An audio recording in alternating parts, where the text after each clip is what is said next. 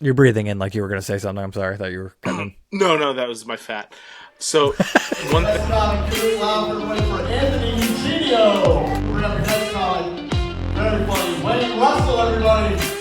Welcome to the Open Mic Pain with Anthony and Wayne podcast. What's going on, everybody? And welcome back to another episode of Open Mic Pain with Anthony and Wayne. We are back with another mic talk for you, bringing you up to date on all the different shit that we've been doing over the last week or two. Before we go too much further, I would like to introduce my co-host, Mr. Anthony Eugenio.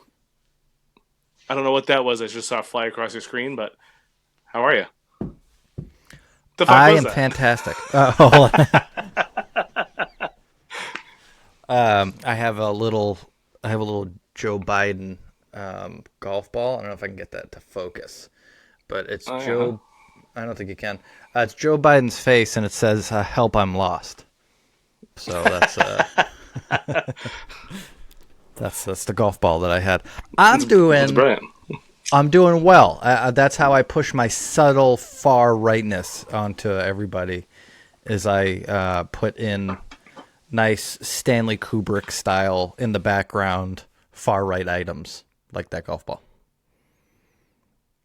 Actually, That's awesome. I love that golf ball. I got an uncle on Ari's side, and he's like, the gas prices are high because of Obama, and he gives me so many cool relics of the fucking Tiki Torch whites. I love the people that are extremely one direction or another to the point where they will compare people to like Hitler. So I was walking into a coffee shop one time back when Obama was president, and this guy had a sign with Obama with a Hitler mustache on it. And I just kind of ignored it. And actually, at the time, I was in college, and I was taking a Holocaust class. So I was very in depth in. Yeah, it was really interesting. But I was very emotionally attached to everything that had gone on and why it went on and all that stuff. So I went in, I got my coffee, and as I was leaving, the guy decided to interact with me and be like, "Hey, what do you think?" And I was like, "Yeah, I think you're a little ridiculous." He's like, "What do you mean? Don't you think Obama is horrible?" I was like, "Regardless of how horrible I may or may not think he is, do you really think he's as bad as Hitler?" He goes, "Yeah, have you seen what he's doing?" I'm like, "Do you mean not killing 6 million Jews?" And he was like, "Well, I mean, it could get there." I'm like, "Could it, dude? Really? Like, whether I like Obama or not." I love that shit. Ridiculous. That's my favorite shit people do. Is because think about it this way: if I like New England sports fans, we are very, very, very like rich kids, rich family kids, because we had such a good Patriots run that when the Patriots suck now, I'm fucking out of here, man. I'm out of the bandwagon fan. Get away from me. I only want winners. And I will swap teams. It's just like people today who jump from job to job to job to try to work their way up with no loyalty to the company. Like that's where we're at right now. That's America. Not those old geezers who are so team Republican or so team Democrat. They're ride or die. And I appreciate the ride or dies. You know, when like both sides. Like when Obama was drone striking everybody over there, they're like he's should give him the Nobel Prize. He's one of the most peaceful leaders of all time. Nope, drone striking the shit. Or when Donald Trump was out there and he was like, "Grab him by the pussy," and my dad was like, "Yeah, grab him by the pussy." And like, there's certain levels where you can't defend them anymore, and I appreciate the people who defend them. Like I'm all about that. Paint your face blue, paint your face red, and fight to the death for your team. Right, Wayne? No, I'm reminiscing of that one scene in Billy Madison. The one movie you've seen.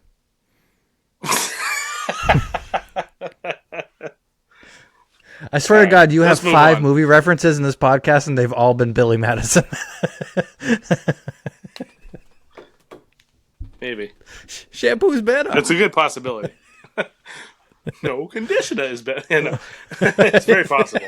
It's very possible. Yeah, because I think the last movie reference you had was the whole "we're all dumber from hearing." You said one. That's what I was doing. Man. Is the same thing. Oh wow! So the same reference But- twice. You Yeah, uncultured I mean- swine. There's a common denominator, which is you speaking.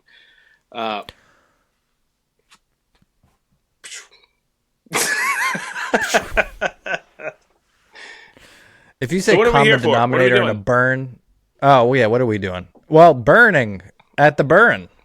Maybe we should call the episode that "Burning at the Burn." That might be a good one. Yeah, so we did the long-awaited Burren competition. I want to first thank everybody who came out to see us because we did have some people come out who liked the podcast. we had a lot of good.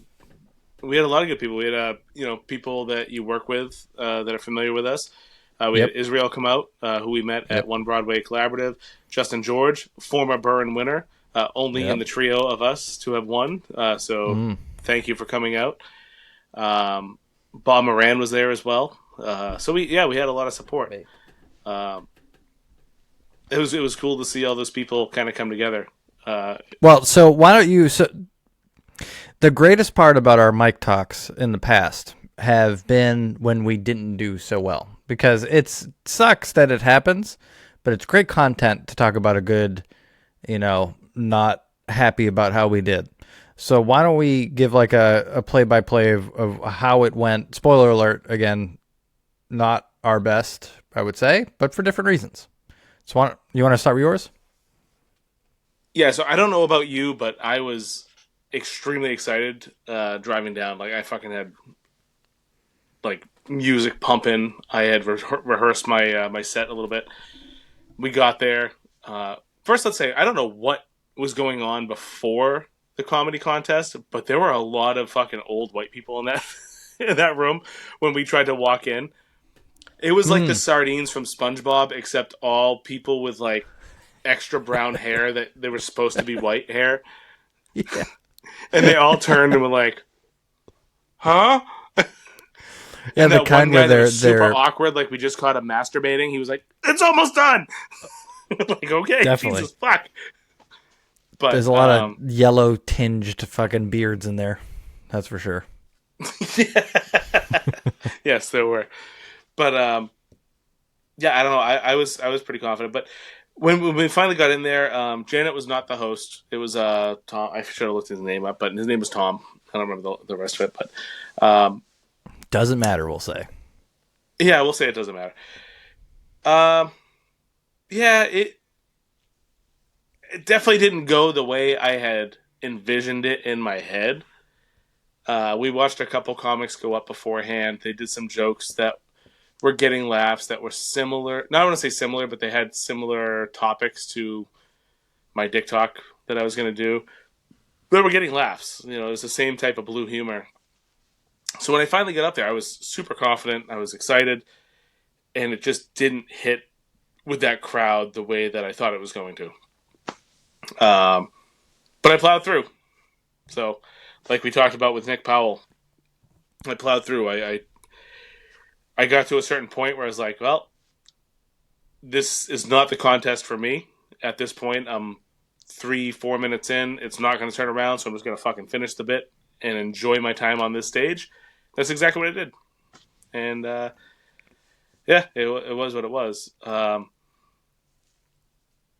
I went first in the contest portion. You went last in the contest portion. And we had two other comics that were part of the contest. One thing I was not a huge fan of at this one that didn't happen in Justin's was there were other comics mixed in with the contest. I don't think that happened at Justin's. I think that made it a little confusing for the audience as to who was part of the contest and who wasn't. I don't think they were confused because the fucking host would go up and made sure everybody knew before we went up there that we were new at it and that we were not as good as Dan Crone or Casey Crawford. So he made sure that everybody knew that at least before I went up. That's for sure. That was tough. That was like definitely how I view my new kid versus my older experienced kid, Where like my older experienced kid, I'm like, here's this beautiful boy who can speak very clearly, and he's not a dumb baby idiot. And here's him. And then my new baby, I'm like, yeah, here's fucking Anthony Eugenio going on stage right now, you fucking piece of shit. So yeah, it was hard to overcome a little bit of the things that would go there for that. Also, it was just a different crowd, and it was cool to see that because we went 2 weeks in a row, and we got to see a really good crowd packed in, laughing at almost like even the people at Justin's that didn't do that well did fine because the crowd was so good, and they were able to get their jokes across.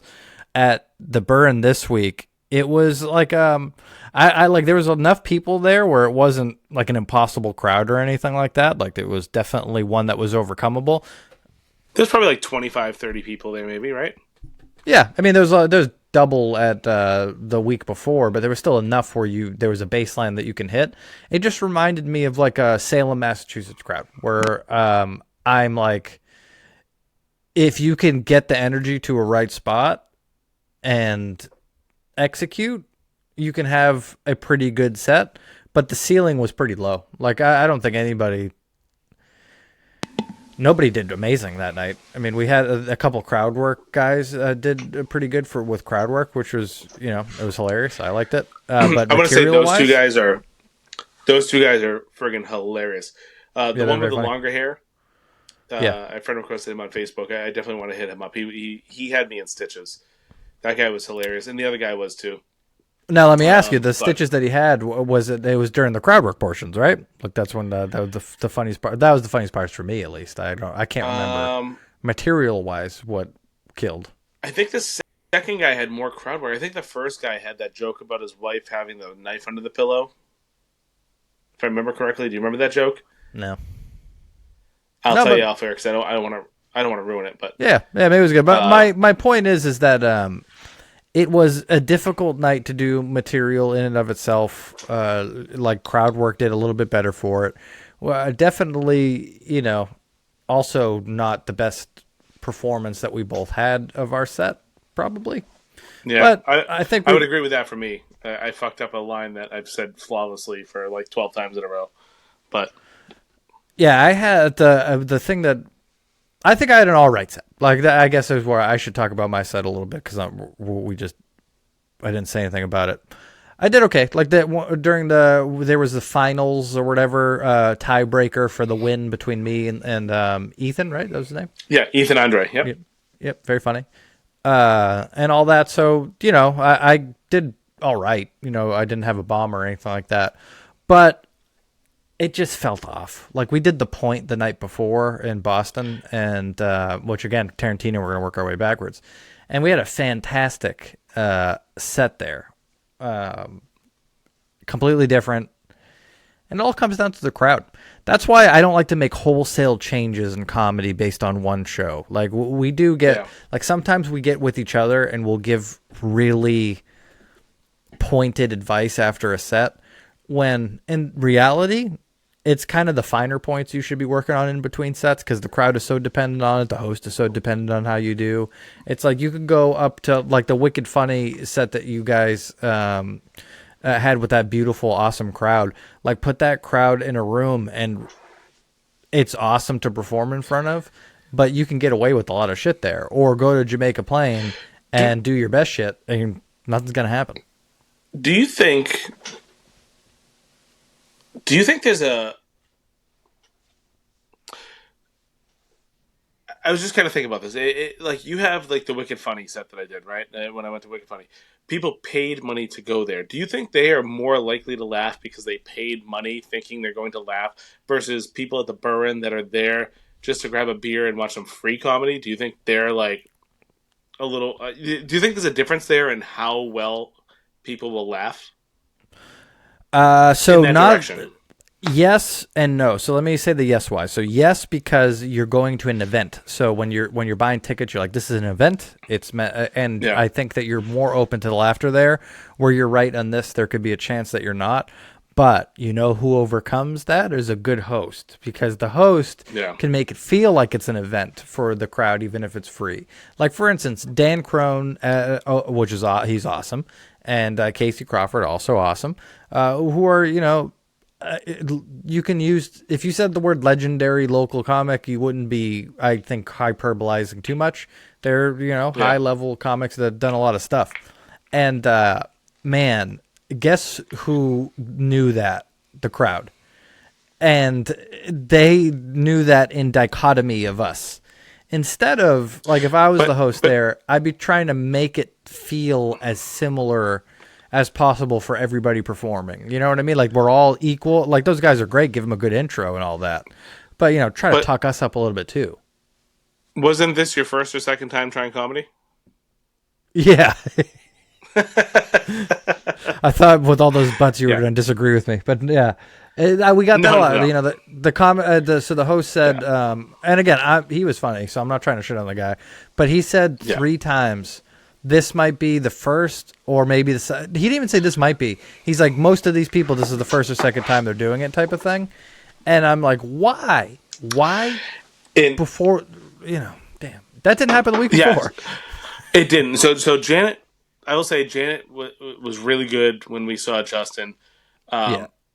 This host, I'm not going to say he was bad. He wasn't bad. He was funny. No. He was a great host. Yeah. His energy was there, but we could have done without that that wordplay of might be the first or second time they've done comedy. So try to give.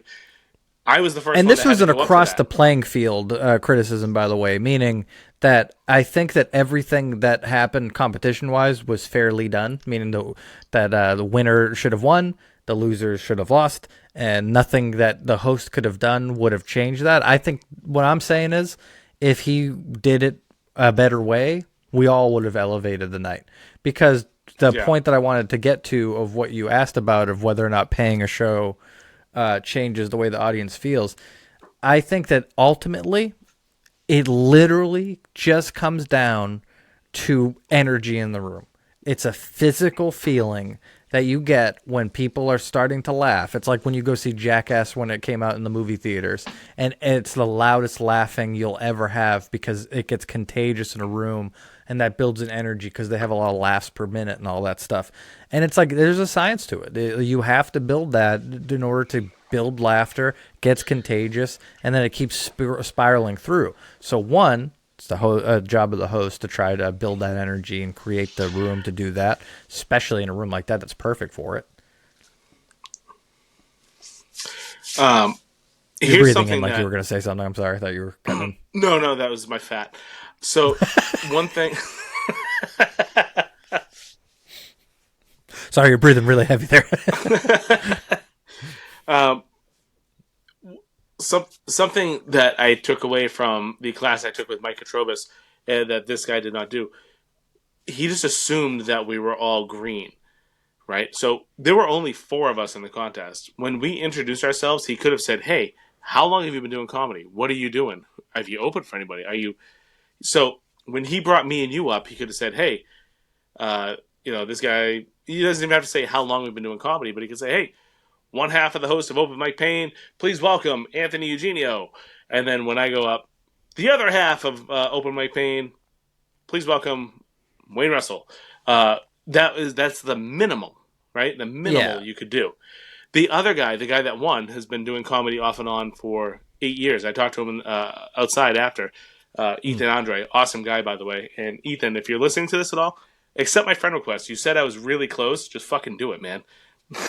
But I'd like to have him on because it'd be fun to talk to him about his experience there too. But same thing. He didn't have anything to say about any of the contestants. And especially when there's only 4 contestants, have something interesting to say. Don't just assume that this is we're walking in going, this is our first time up on a stage.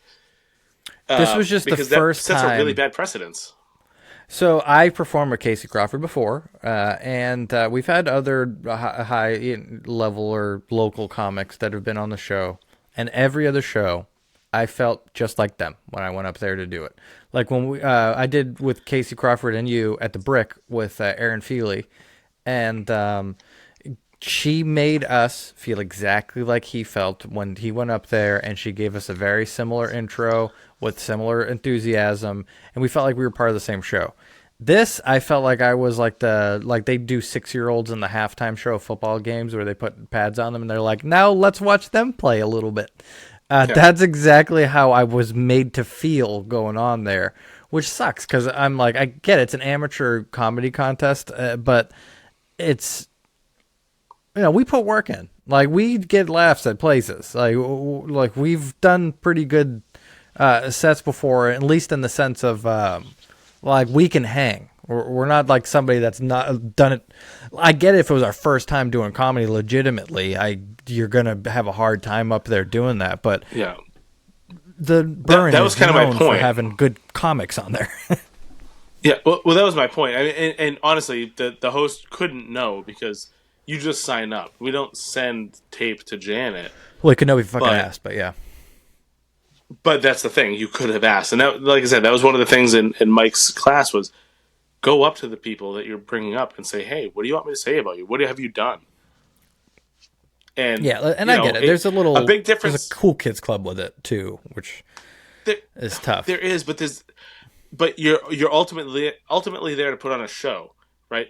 And the excitement in the audience is going to be a lot different from, so this guy, I've never seen him before, but let's put your hands together for Wayne Russell versus, hey, this guy has a podcast called Open Mike Pain with Anthony and Wayne. He's been all over the New England area, whatever, blah, blah, blah, Wayne Russell. There's a big difference when you hear, like, he's been all over the New England area, he's got a podcast, you're like, oh, this guy might be pretty good. And then you're locked in, you're ready to go. But if you go, this guy, I've never seen him before, but, hey, put your hands together for it, you might be like, oh, okay, let me check my phone real quick because I don't know if this is going to be good. You know what I mean? Yeah, and especially, like, even I wish he did that because Cam at the point did a better version of that before I went up, where he just said, I've never seen him before, but I do hear a lot of funny things about him. And then he brought me up. Like, that little thing there, just a little bit, is all you need to get the crowd engaged into something. Like, I heard he's very funny. You should pay attention. The host at the Burn was just, they were all the ones who were pro comics, sitting by themselves on the table, saying, oh, okay, the competition guy sprinkling us in instead of like they did the week before, just doing 4 in a row, which would have been the way to do it. That was another big problem. Yeah. Well, not a problem, but another big thing. Sprinkling in between the contest comedians. But yeah, I don't know. I'm not shitting on it, but I think it could improve in that sense. You know what I mean? The way Janet did it was just awesome. Sucks because we fucking had so much. We tried hard. Yeah, we worked very hard. If you guys have been listening, we've constantly talked about our Burren set, which from me didn't end up being that, but I made it last year audible. But we have been working on the things that we were planning on doing, and whatever. It is what it is. It's not a big deal. I'm not bitching about it, but I think it could have been done a little better to give us a better leg up to have for the audience to have a better time. It's watching the Patriots and they lose by one play, and you're like, man, like last week you executed that play perfectly, and it's just it's just disappointment, and we put a lot of stock into the moment. Like, not about winning it or doing anything like that, because that was never what it was about. It was about finally getting a good crowd that is not an open mic, that's a booked thing, that we get. That's all it is. It's literally all about doing it in front of a good crowd. And then when you see a potential good crowd get kind of stomped out by all kinds of things, including us not being good enough to overcome that, which I think that if we were really good comedians in our own right, maybe in the future, we take a host that doesn't set us up well. And for instance, like, I should have been saying all this in the beginning of, like, fuck it, just go and start not shitting on him, but in talking about, like, hey, isn't it obvious how different I'm supposed to be than Casey Crawford before me? And talk about that aspect of it. I think that would have been a way funnier avenue to went down, because I would have been able to bring people in like, oh yeah, I suck, apparently. I've done this for 0 times, and talk. It could have went terrible too. I could have looked like a dickhead, but I just think if we were better, the Bill Burr in Philadelphia That's what I'm going to keep saying. Philadelphia, Bill Burr had a impossible crowd, and he won them over by skill, by just pure unadulterated passion skill.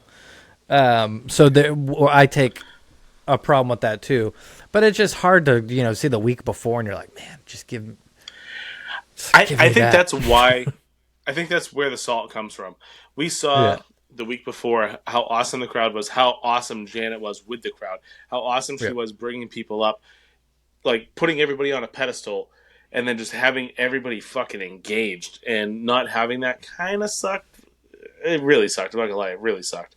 But I don't know. Whatever. It is what it is. Next time the Burns open for people who have done it before, I am going to enter again. I'm going to do it, and I'm going to overcome my demons. Hopefully you'll do the same. I'm sure you will.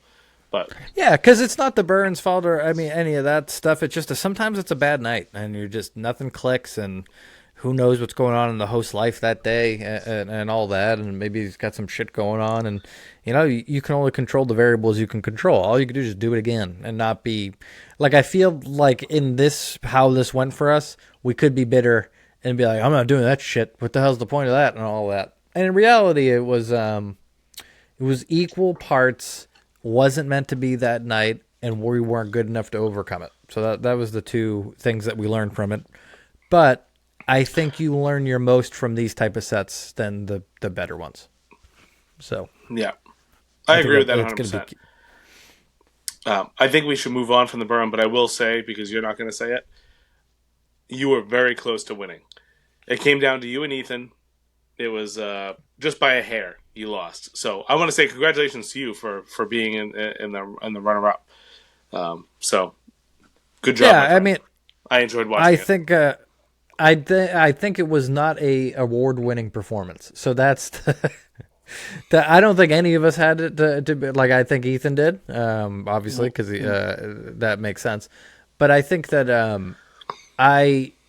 the night before, I'm not saying give me an award for that one either, but if someone was like, hey, I think tonight you had the best set and here's a trophy, that one I would have been less confused. This night, even if I won the thing, it wasn't that great of a set. It was what it was. It was just like I was the dwarf among the midgets in that regard, where it was just, it was an off night, and I have a high floor. I think I don't have that high of a ceiling, but I think I have a higher floor too, where I can keep a little bit of laughs everywhere, or I can get somebody to chuckle. But that doesn't mean anything. It just means that you take a little bit more risk sometimes. Like a 5-minute dick joke is going to be fucking either. I still got chuckles. No, I'm not saying you didn't. I'll say that black guy in the front, when I was like, can I make eye contact? And he was squirming in his seat. Yep. You would have thought I was a cop. Jesus. Should have said that. I know. But anyways, do you have anything more to say about the Burren? Are you? No, go check it out. It's a fantastic show. Even I see a lot of comics that go there just to see the show, and it is worth it in that regard because it's interesting every week. 100%. Yeah, it's a great venue. Yeah, it's a great venue. All that stuff. It's we're just gonna keep chugging away until we hit the lightning in the bottle of a good version of it. But now let's talk. I mean, that's the funnest part. Let's talk. A bitter little bitches like we talk about the Burn. Also, shout out to Sean, the bartender. That guy's fucking awesome. Yeah, if there was one bright spot, is that guy's cool. Yeah, that guy was fucking awesome. I love that guy. Yeah. So let's I guess work our way forward. We spent a lot of time on that, so let's kind of blast through this. Since the last mic talk, which was last Friday, 1 week ago, we were sitting together. We were about to go see Bill Burr. How was that experience for you? Underwhelming. Yeah, Do you think it was?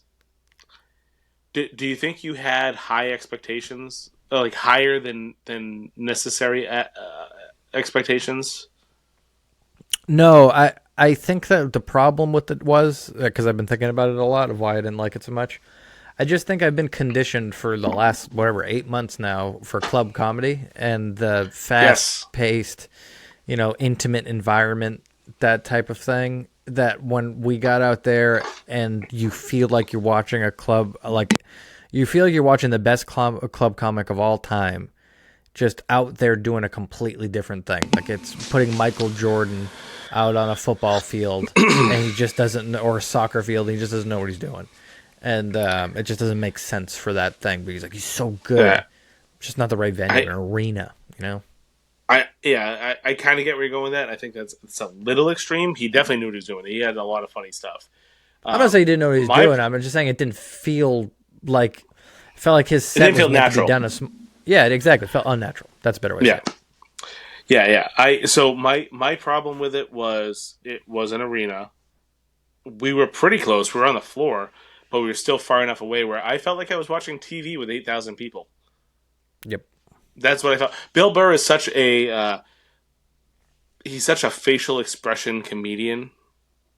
You need to be there, fairly close to him, or have a camera on his face, because that is 50% of the joke.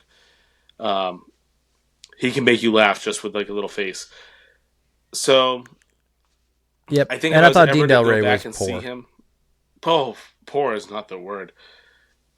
Yeah, that was. He is not the word. I was not a fan. People were laughing, but he was not my type of comedy. He didn't do it for me. I'm going to leave it at that because I don't want to shit on anybody, but he was not for me. I would have loved to see a Todd Berry up there, a low energy crowd work guy or something like that. That could have been something that was different enough from Bill Burr. But you know what I didn't like? Yeah, you know what I didn't like about Dean Del Rey is how often he said, "I know you're all just waiting. Where's Bill? Where's Bill?" He did that 7 times in his set. He did a million verbal crutches of comedy. He said a bunch of times, "Oh, you're a good crowd," or "Oh, you don't like that." Well, every joke he was giving commentary on how the audience reacted to the joke, and you're like, "Holy shit, man!" So this is another thing that I learned from the Burn a little bit for that I'm going to try to work on the next month in my mics that I think matter to this, and it is you have to know where you're performing, and this is what I mean. I feel like I took advice from Louis, who's never does crowd work, doesn't interact with the crowd, just does his set, and says that. And I tried to do the same where I'm just go up there and you're doing a routine. Do your routine. Where that might be an arena and a theater move where you can't have much interaction with the crowd and it's more about riding the wave of the energy. But what we're doing in the Burn or in a club set, you got to be present. You got to be there with the people. You got to be interacting with them. And you should try to weave that into your material. So I feel like my point of that is I think Dean Del Rey was definitely not doing what he was supposed to do in that regard. Wasn't getting anybody involved or doing any of that thing. So, yeah, that was shitty. But one last thing before we move on from Burr, I'm kind of jealous.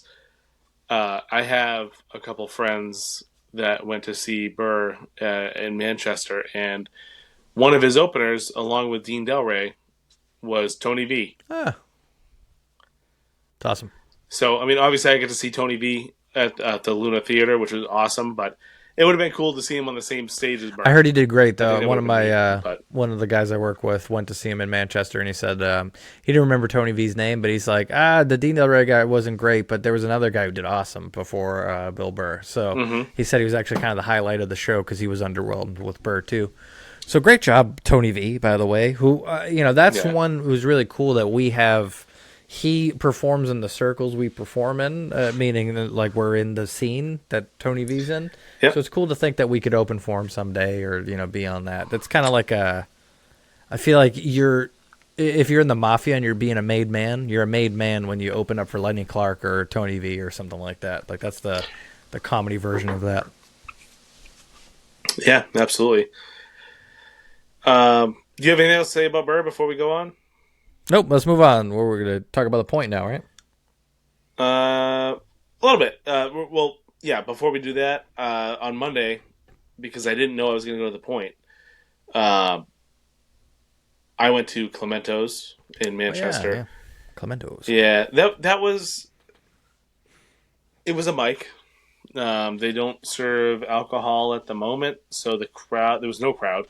It was all comics and people who were dragged along with the comics. I won't spend much time on it. I went up, I did my stuff. I went next door for a beer beforehand. It kicked in while I was on stage. Comedy ensued. I don't know if it was good or not because it was just kind of a night. But after that, we were going to record an episode, but you got an opportunity to go to the point.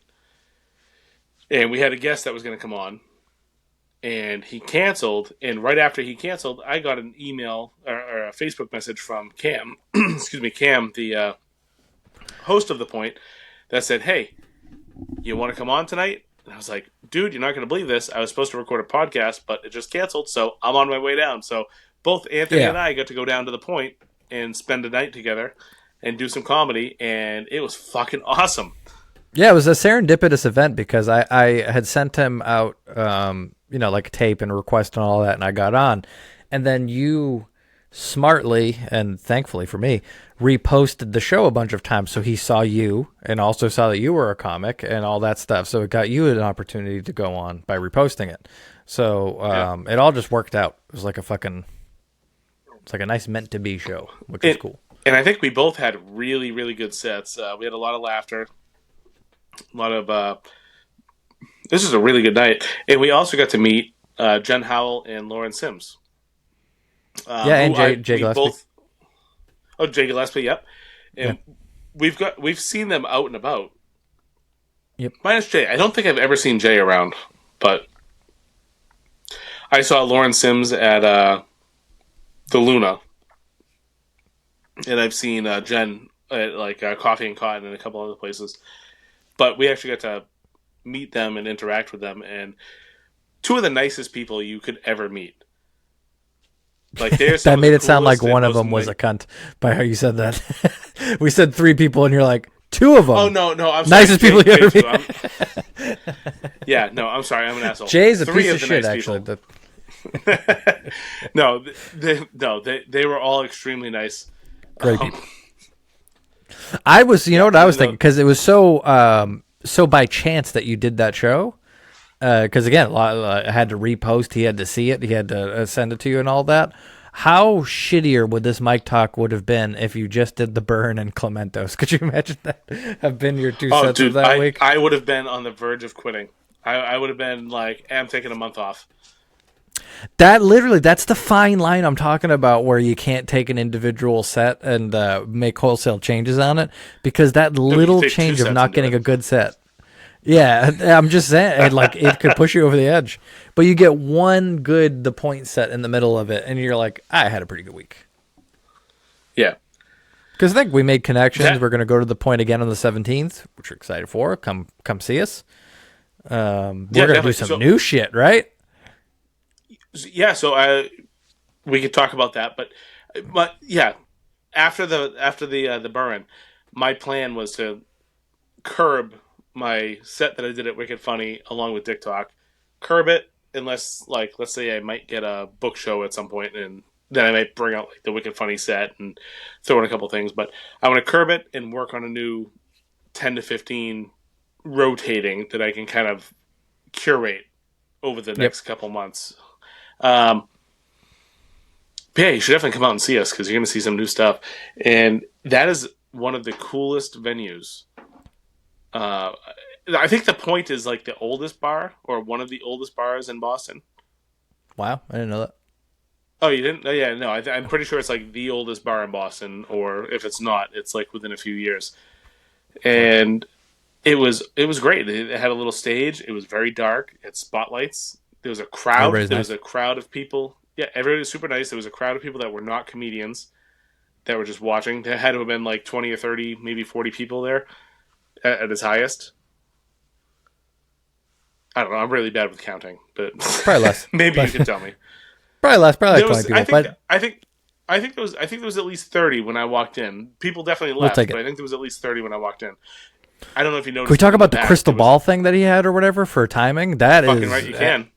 Oh my God. If you run an open mic, listen to me, you piece of shit. If you run an open mic right now and you use your cell phone to determine with a light when someone's going on stage, you're using a Nokia fucking flip phone in the 90s, baby. Because Cam at The Point has this big ball that changes colors, an LED ball with the flashlight, and it's green when you're in your normal time, yellow when you have a minute left, and red when your time's up, and you can see it. Yep. It's right in the middle. It's easy, and fuck you if you don't use that. That's the greatest thing I've ever seen. Yeah, so All the thought it was comics said awesome. it too. Oh yeah, 100%. When I did that class with Mike Katrobis, he would use a red light on the back wall for the minute timer. I thought that was great, and that was great. But this system with the LED light and the globe, I think, is just a step above. I Definitely. love that 100%. I thought that was great. No, the only And I gotta better give thing. Cam. Sorry. Go ahead. So the only better thing that I can think of to do that, which I've seen, is there are some places that will have a literal timer that is just facing you and the crowd can't see on the ground. So it's kind of like if it's a good stage that has stage PAs that are facing you, they'll put like a little timer box that you can. That's the best, obviously, but if you're going by colors and lights in a club, that's as good as it gets. Yeah, that was fantastic. So, and Cam was a great host. I thought he did a fantastic job. Yep, did segues. Definitely go check that out. He did callbacks to people's bits after almost everybody's bits. Listened well. And it was so great good, laugh too. Yeah, he was funny.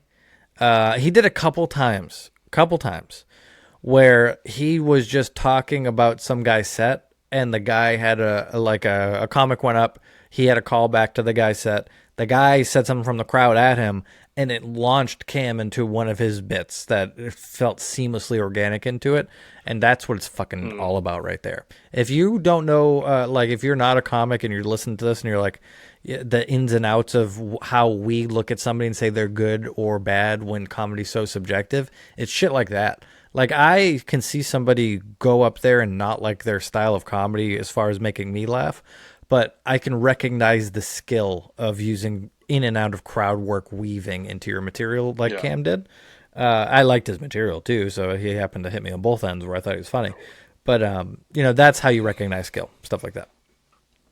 Yeah. Yeah, he was really good. I'm looking forward to the 17th. So we That's going to be fun. Yeah. And Justin George will be there with us as well. That's going to be good too. This felt a little different at the point. It felt like me and you are a little bit nomady as far as comedy goes, in my opinion, where I think that a lot of the Lowell guys stay with the Lowell guys, a lot of the Manchester guys stay with the Manchester guys, all the Boston guys stay with the Boston guys. I mean, you kind of travel. We just go work. We don't have guys. We don't have guys. Yeah, exactly. We have Justin. That's it. Yeah, but it's good in the sense of we'll go to Salem, we'll go everywhere, and that gets us experience to a lot of different crowds. But my point is, at the point, I was like, man, this is a scene I can get into. Is this little Boston scene that's over here? Oh yeah, 100%. That's one I could go every week to and fucking, not necessarily the point, but there's a lot of good rooms around there. Yeah, if that wasn't like an hour and 10-minute drive for me, I'd be there every week. Yeah, everything's an hour for me, so I just felt like that. It was a good combination of you had to work a little bit because of it's not like the easiest laughs you're going to get there, and there's going to be people who are working clean, so you got to navigate that especially. But like, for instance, Lauren Sims, who, by the fucking way, Lauren had her bit that she did, which I'm not going to give anything away of, but she ended her final line. She said like a nice loud and goodbye exactly when the light turned red. The second it turned red, amazing. The fucking, like she was a Wiccan, like she had cast a spell on that light. That blew me away. Fantastic. Speaking of skill, the 5 minutes on the nose, baby, not even a fucking millisecond. And awesome. You know what's crazy about that? I was messaging with her the next day. That's like a brand new bit for her. So for her to do that brand new bit, and then at the very end, just be like, boom, red light, I'm out. How fucking professional. So that's what I'm saying. That's how you can, again. And she was, so my point to that, besides recognizing skill of being able to do that, was how also different of a comedian are we to her as far as her material versus our material as we go. But it worked in the show. There's a lot of shows that we've been to where it doesn't work, where there's just like a guy who's doing clean and everybody else is dirty and he eats shit, or the vice versa. You know, there's a good example of that is his name is Joe. Do you remember Joe, the older fellow there that we did Tempo and a couple other places with? Tempo, yeah. Yeah. So there's a couple places that it was a dirty night. You know, we were all doing really well. And he was a pretty clean dude, and he absolutely ate shit during those ones. And there were times where we would go up, and it would be a little bit more of a cleaner environment as far as the crowd goes. And the opposite would happen. We ate shit. Like, I'm pretty sure he was either at the Brick or at Hollowed Ground at one of the nights that both of us. Joe? I think so. I think it might have been Hollowed Ground before you got there. No, it was Witch's Brew. It was both. I think he did a Hollow Ground too. Either way, both of those is a good example because the first time we did Hollow Ground and the first time we did Witch's Brew, we didn't really have that great of sets. And I watched him have great sets at those things. So my point is that a lot of the time it doesn't really make sense for, when you have clean, the dichotomy of clean and dirty, it can ruin the show. But that's the biggest compliment I'll give the point is a lot of us are different. You know, I'd say Cam was more towards us with his style of comedy. And, then there were a lot of comics that were like Lauren, too, in the middle of it. And they all did fucking fantastic. Yeah. I'm talking it was a really great night. I think, I had been talking up the Burren with people in my office, just like, I'm going to do a contest, blah, blah, blah. And on Thursday morning, they were like, "How'd it go?" I was like, "It didn't really go my way, but it was still a fun time." But let me tell you about Tuesday. Tuesday was fucking awesome. You should have been there Tuesday. I said a lot of times. Yeah. Tuesday was amazing. You know, a couple of the people that went to see us at the Burren, they were like at the beginning of the week. I'm like, I have a couple sets this week, one in Boston and another one in Somerville, and they were all like, "Oh, we should go to the Boston one." I'm like, if you're gonna pick one, I guess go to the Burren because it's like a contest type of thing. But I wish it didn't. You know, who gives a fuck? Should have told them to go to the Boston one. That's the crazy thing about like asking people to come, or like wanting people to come see you. It's like you never know. Never know. So like, if I were to have people come to the Burren when it was almost complete silence, not 100%, but almost. It would have looked like I'm just like an unfunny fuck. It was pretty much complete, but but it would look like this guy's like, what? Nothing. But it's just crazy how like one night you could be so pumped up, ready to go, and then it's just complete bomb. And then another night where for me, it was like a last minute thing. I found out I was going up to the point like an hour before I got there.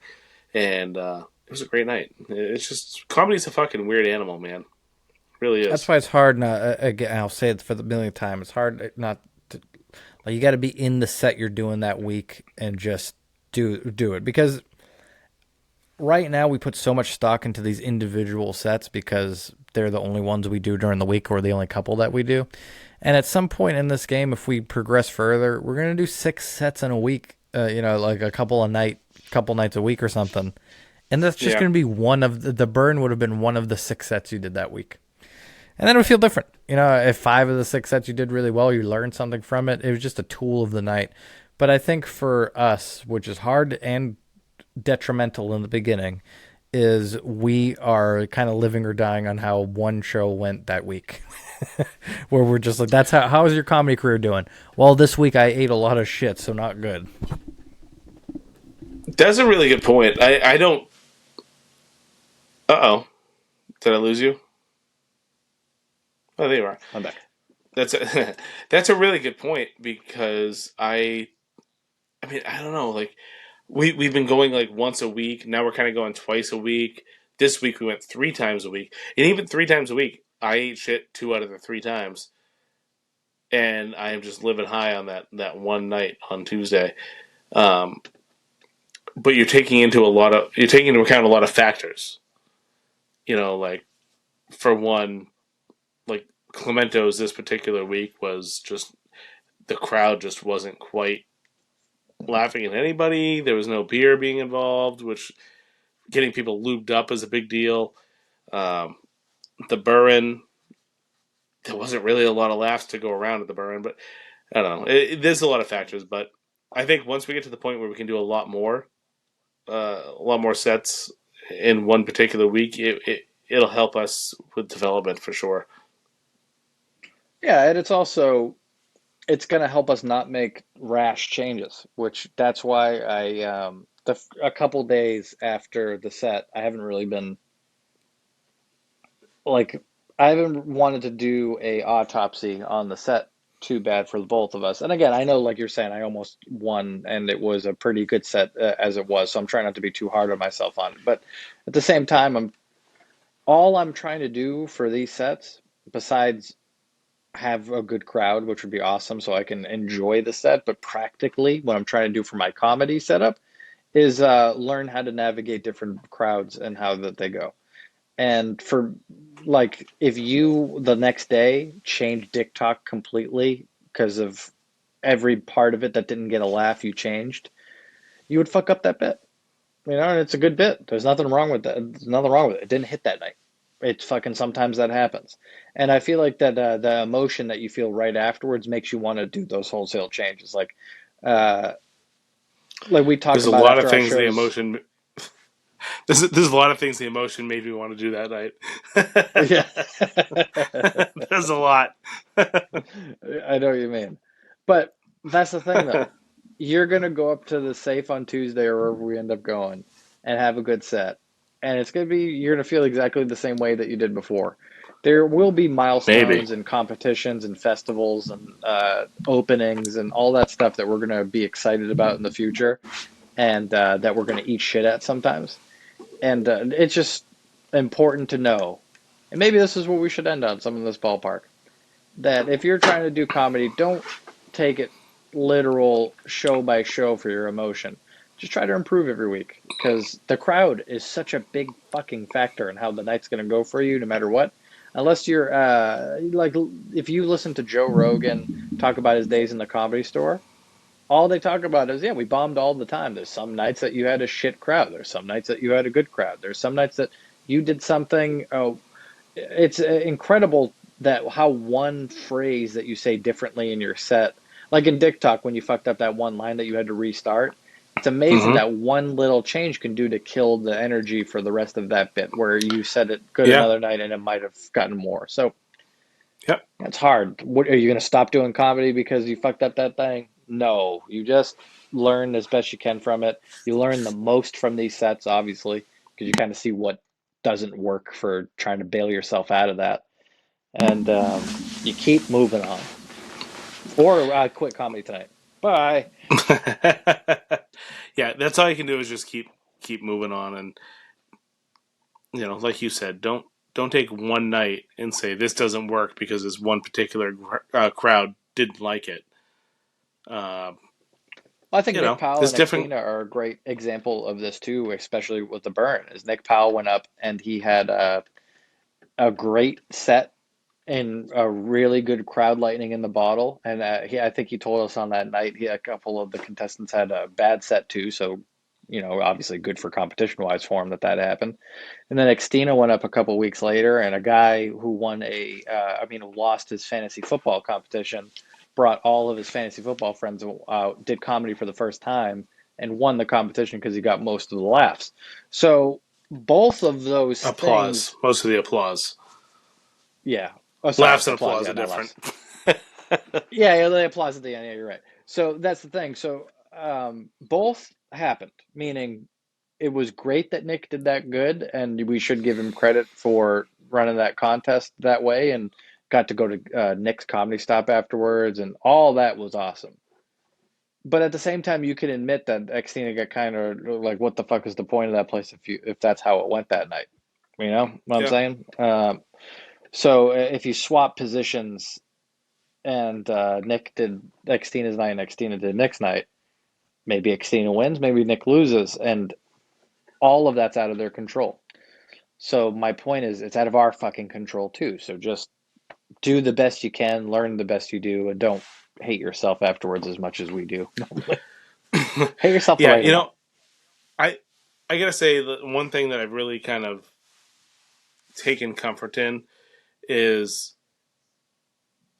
I sometimes when I'm on stage I'll do a joke and it doesn't get the as much laughter, I guess, as it does a previous night or whatever. But when I listen back, I mean, you know me, I'm an optimist.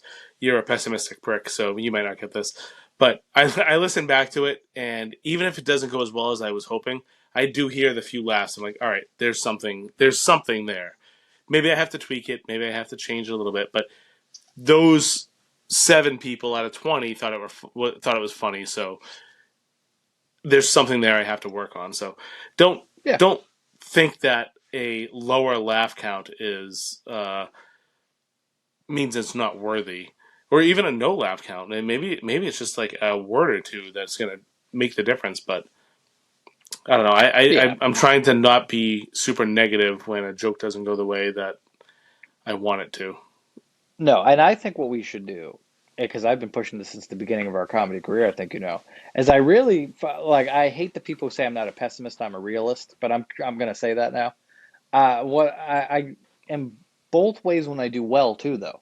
So when I do well, like really well, I take in perspective how well I did. Like for instance, if I go to the safe, and it's all of our friends there that we're all close with, and everybody's fucking crushing because it's just one of those nights, and everybody's smoking weed outside, so they're high, and they go downstairs, and Not this month, motherfucker. not yeah, I know, fuck, uh, yeah, I know that's gonna be terrible. I'm not smoking weed for the rest of the month, everybody. So I'm gonna be really sad all the fucking time. But it's coming. Uh, yeah, but my point is like I don't take stock in that much of a set, meaning like I'm fucking awesome when I kill there. I take the perspective of it, like how did I serve the energy of the room? How did my or if I did really bad, um, I'm gonna contextualize that where I'm not gonna like when I did Jamaica Plain and ate shit over there. I'm never gonna say like, I got a chuckle here or there. I'm gonna say, no, that was shit for what it was. There's nothing good about that. That was the realistic point of the part to it, and that sucked. But it also allows me to move past it easy because I don't take bad habits from a set that was bad on because I fucked up like I did at Jamaica Plain. And then if I did I'm trying to think. I don't have many amazing sets. I was about to say if I was at Wicked Funny and I did awesome like that, but that didn't happen to me. But if it did, I would not. I would say like I'm lucky I got a great crowd and all that, and it was awesome and it was good. Um, but I don't know what I'm trying to say here. I think what I'm trying to say is I hate my life. No, uh, I don't know. I'm You saying lost don't me a little get while too. ago. I know. This is the point. Don't get too negative. Don't get too positive. Be in the fucking moment. Just have a good set and eat shit and fuck wives and NWA. Fuck the police. I'm tired. It's Oh late. shit! All right. It Can is we late. just cut can we cut all of that and let's just say it's been a worthy step for the quest for laughs.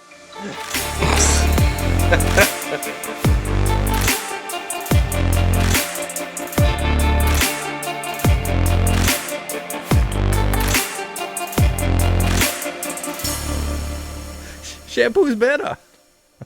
No conditioner is better.